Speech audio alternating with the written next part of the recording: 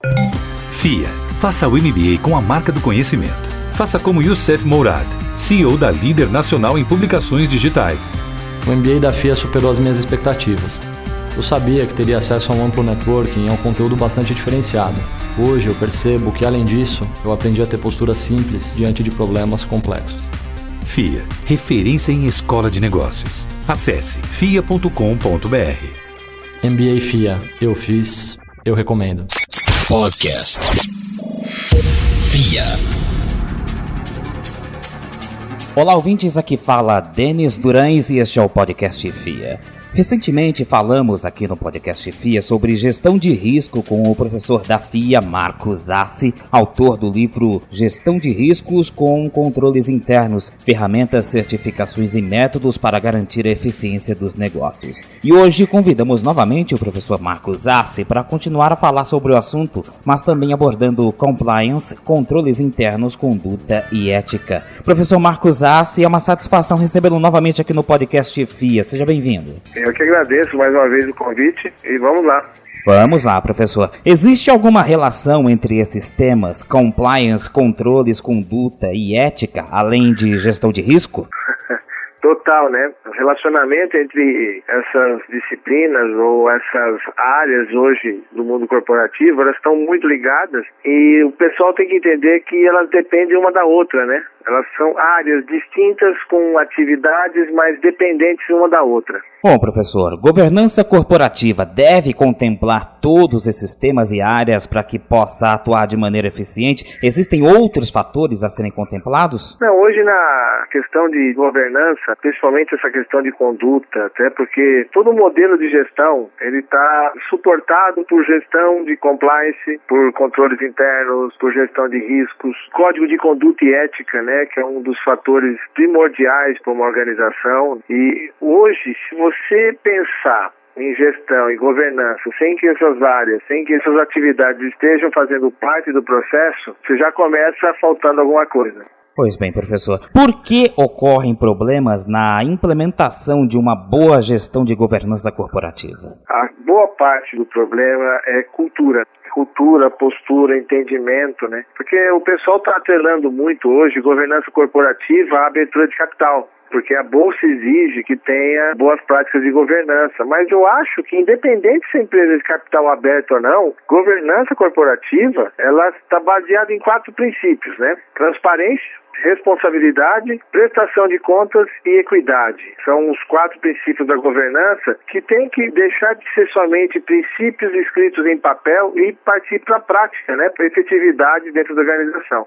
Bom, professor, o fator humano é um dos grandes pontos a serem considerados, não é verdade? O que deve fazer o profissional que atua nesta área, na área de compliance, por exemplo? Bom, como ao falar de compliance, a gente vai estar sempre falando de conformidade, né? Conformidade com regras, com regulamentos, normas, princípios, procedimentos. Então, o profissional de compliance hoje, ele tem que ser um profissional multidisciplinar, né? Ele tem que conhecer de várias atividades, não precisa conhecer profundamente, mas não pode ignorar a existência e principalmente fazer parceria, né? Porque eu digo que hoje o exercício do compliance depende de cada um dentro da organização. Todos têm responsabilidade, não só do profissional, né? Então, estar em compliance é estar em conformidade com as regras da organização. E esse é o principal dificuldade aí nesse processo aí de implementação, que as pessoas têm que entender que existem regras e as regras têm que ser cumpridas, né? E quanto às questões relacionadas à conduta e ética, professor, é possível integrar os valores pessoais com os valores organizacionais? Olha, eu vou dizer uma coisa para você. Eu disse outro dia até numa palestra qual o termo de conduta e ética mais antigo publicado. Não sei se você conhece. Você conhece? Olha, no momento não, professor. A Bíblia. Olha só, você me pegou.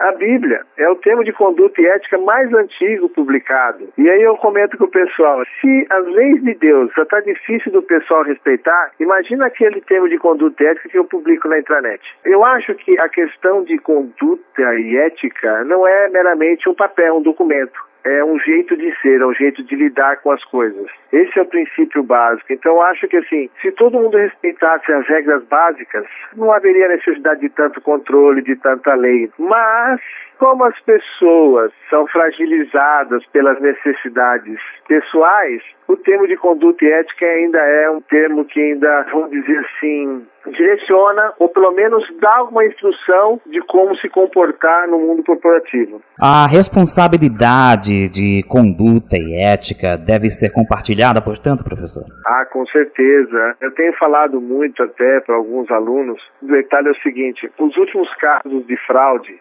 fraude contábil, só aconteceram porque alguém aceitou fazer, Esse é o princípio. As coisas erradas só acontecem porque alguém aceita fazer. Ou por interesses além dos imagináveis, ou até mesmo por vontades ou falta de conhecimento. Então eu acho que isso deveria ser ensinado dentro de casa, sabe? Dentro da família. Começaria dentro de casa para poder levar para o mundo. Se a pessoa não aprende isso em casa, você acha que ela vai aplicar fora?